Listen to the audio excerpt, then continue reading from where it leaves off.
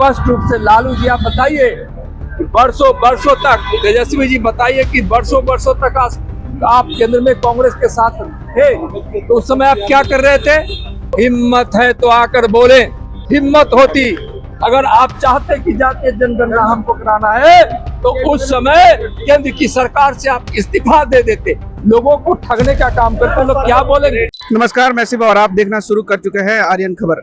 देखिए, नित्यानंद राय आज केंद्रीय कैबिनेट की जो मंजूरी मिलती है जातिगत आधारित जनगणना को लेकर, उसको लेकर उन्होंने कह दिया कि यह जो फैसला है वो ऐतिहासिक है और साथ ही साथ इन्होंने कह दिया कि सामाजिक और विकास की जो है ये आधार बनेगा आने वाले दिनों में। साथ ही साथ लालू यादव और तेजस्वी यादव को लेकर क्या कुछ कह रहे हैं नित्यानंद राय, पहले आपको वो सुनाते हैं।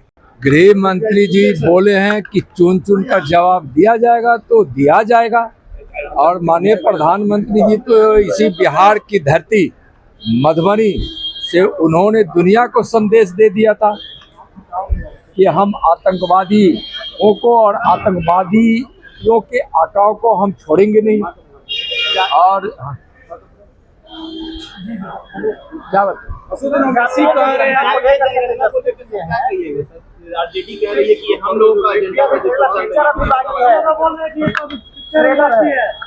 प्रधानमंत्री माननीय नरेंद्र मोदी जी के नेतृत्व वाली केंद्र सरकार ने निर्णय लिया है कि आगे की जनगणना में जातीय गणना होगी, जनगणना होगी, और यह निर्णय बहुत ऐतिहासिक निर्णय है। यह ऐसा निर्णय है जिस तक विकास पहुंचना चाहिए था वहां तक विकास पहुंचाने का बड़ा आधार होगा। यह सामाजिक न्याय का सबसे बड़ा आधार होगा। अब तक कांग्रेस हो या आरजेडी हो, जातीय जनगणना पर सिर्फ राजनीति करती रही है। मैं पूछना चाहता हूं कांग्रेस के लोगों से, लालू जी से, तेजस्वी जी से, कि आप बताएं कि जब आप कांग्रेस के साथ केंद्र में वर्षों वर्षों तक सत्ता में रहे तो फिर उस समय भी जातीय जनगणना नहीं हुई और लोगों को ठगने के लिए उन्होंने एक जातीय गणना की, जातियों की गणना की, और वह एक सर्वे था जो जातीय जनगणना का आधार नहीं हो सकता था, एक सर्वे था। और वह सर्वे भी कांग्रेस और आरजेडी की सरकार प्रकाशित नहीं कर सकी।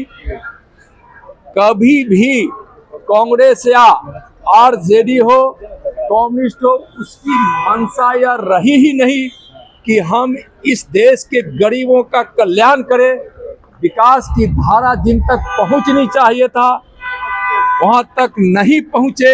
इस मंशा से हम हमेशा काम या इंडी गठबंधन के लोगों ने किया है। स्पष्ट रूप से लालू जी आप बताइए कि वर्षों वर्षों तक, तेजस्वी जी बताइए कि वर्षों वर्षों तक आप केंद्र में कांग्रेस के साथ थे, तो उस समय आप क्या कर रहे थे? भ्रष्टाचार, घोटाला, उन्माद, अनाप शनाप, गरीबों से मतलब नहीं है। ये लोग यही चाहते थे कि देश के लोग अशिक्षित रहे, गरीब रहे, और हम जो झूठ फैलाए, हम जो भ्रम फैलाए, लोगों के बीच तक पहुंचे और हम परिवार के साथ सत्ता में बने रहे। परिवारवाद में ही लिपटकर एक के बाद एक हमारे परिवार के ही लोग सत्ता संभाले और भ्रष्टाचार करके इन लोगों ने अकूप धन कमाया है। तो न एक गरीब का कल्याण चाहते हैं, न सामाजिक न्याय चाहते हैं, न देश का कल्याण चाहते हैं।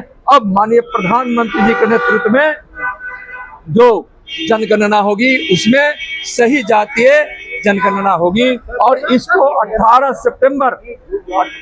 सितंबर 2024 को ही माननीय गृह मंत्री श्री अमित शाह जी ने कहा था कि जब सरकार केंद्र की जनगणना के संबंध में जब आगे घोषणा करेगी उस समय यह स्थिति स्पष्ट हो जाएगी। सर लालू यादव ने ट्वीट किया है कई ऐसे एजेंडे हैं जिस पर केंद्र सरकार को एक आदमी बोल रहे हैं। लालू यादव का कहना है कि कई ऐसे एजेंडे हैं जिस पर केंद्र सरकार को अभी झुकना होगा, बात माननी होगी। ये भी कह रहे हैं कि संघियों से जातीय जनगणना करवा ही लिया। अरे भाई, जातीय जनगणना, मैं तो कहा ना कि जातीय जनगणना उन लोगों की न नीति में थी और ना वो लोग चाहते ही थे।